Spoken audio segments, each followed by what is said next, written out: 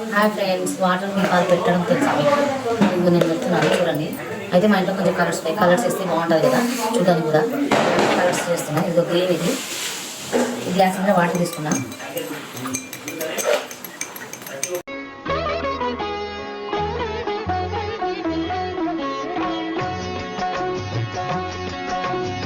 Water green colour glass చూడండి అన్ని పెట్టాను. సేమ్ ఇలాగనే కలర్స్ రెడ్, ఎల్లో,